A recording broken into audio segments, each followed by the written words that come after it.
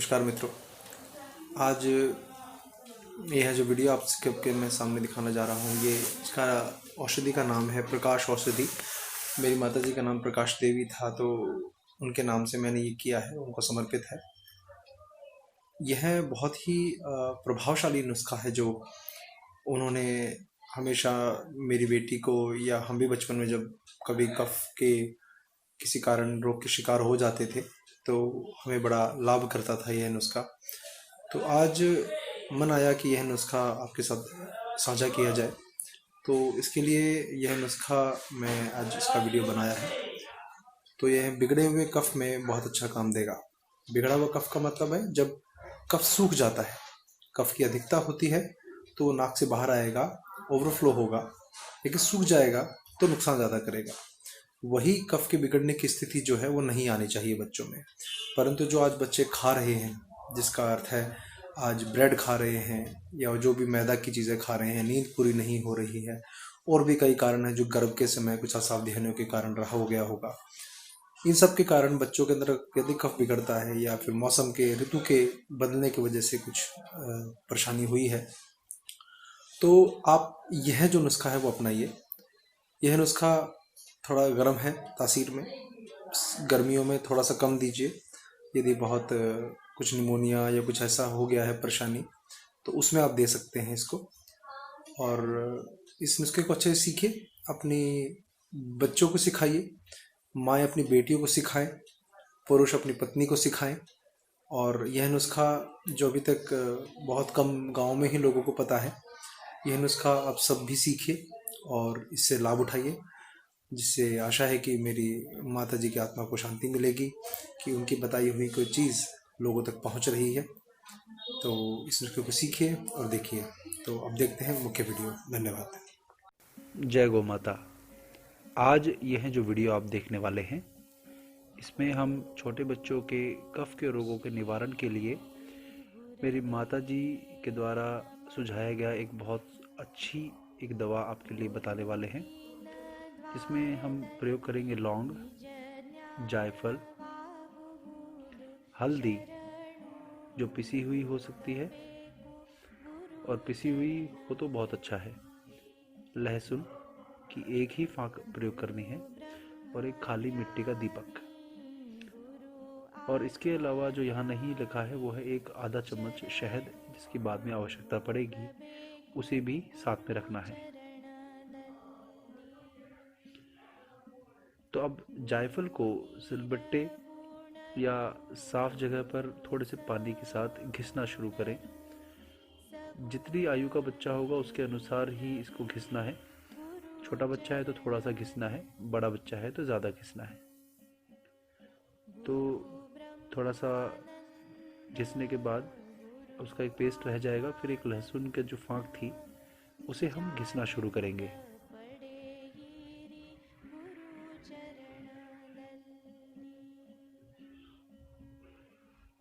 तो ये जो सिलबट्टा है, इस पे घिसने से, मर्दन करने से इसके गुण बढ़ जाते हैं। अब लौंग का जो एक फाँक थी, उस लौंग को भी हमें घिसना है।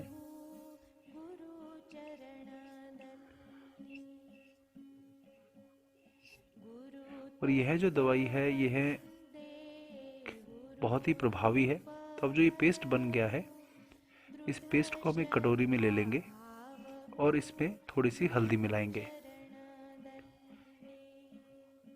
ये हल्दी का जो मिश्रण है, इसमें थोड़ा सा पानी डाल के, 2 चम्मच के लगभग पानी अब डालेंगे और इसे अच्छे से मिला लेंगे।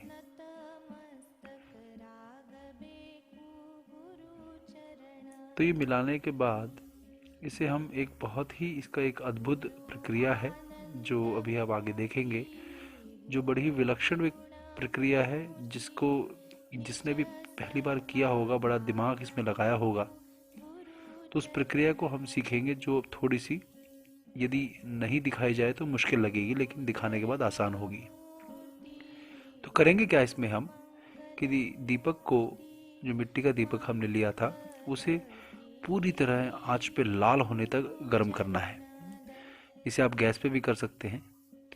तो ये पूरी तरह जब लाल हो जाएगा तो इसे सावधानी के साथ चिमटे से पकड़कर इसे एक खाली प्लेट में रख लीजिए और जो मिश्रण था उसे उसी समय फटाफट उसके ऊपर ढककर एक कटोरी को धीमे दबाव के साथ उसमें रख देना है।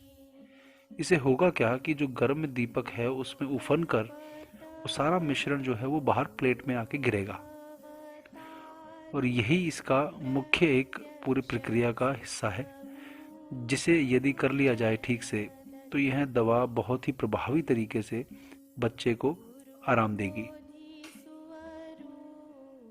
तो आप अभी इस मिश्रण को कटोरी में डालिए।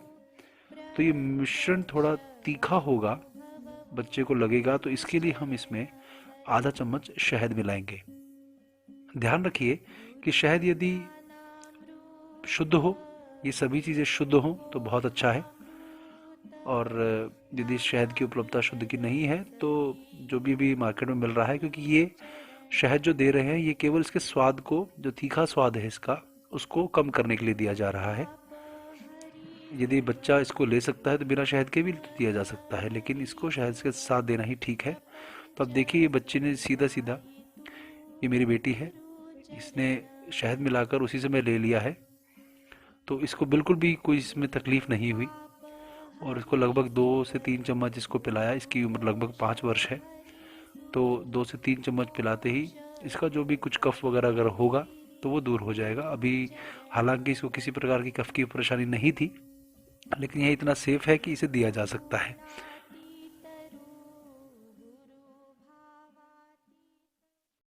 एक बात हमें ध्यान रखनी होगी कि उल्टी, बुखार, दस्त आदि ऐसी चीज़ें हमारे मित्र होती हैं, शत्रु नहीं।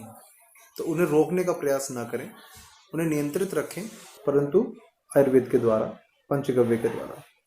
यदि रोकना है तो उन चीज़ों को रोकिए घर में आने से जिनके कारण ये बीमारियां होती हैं, जिनके कारण कफ भी करता है, वात भी करता है और पित्त भी करता है।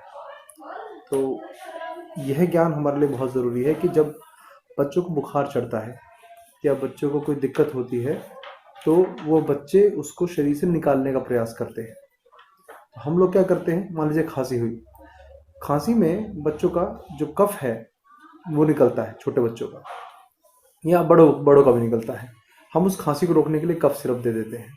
तो ये जो कफ सिरप है ये उस कफ को सुखाने का काम करेगा, जिसके लिए है औषधि जो अभी बताने जा रहा हूँ मैं, वो देनी पड़ेगी। तो यदि आप बच्चे को खांसी हुई है और आपने अगर उसको कफ सिरप दे दिया तो आपने उसका नुकसान कर दिया। तो कफ सिरप ना देकर बच्चे को खांसी होने दीजिए और कोई आयुर्वेदिक ऐसी औषधि दीजिए जो उस खांसी को रोकने के बजाय उस खांसी जिस कारण से हुई है उसे निपटाकर आगे फिर बच्चे को ठीक करे। तो फिर इस बात का हमें विशेष ध्यान रखना है।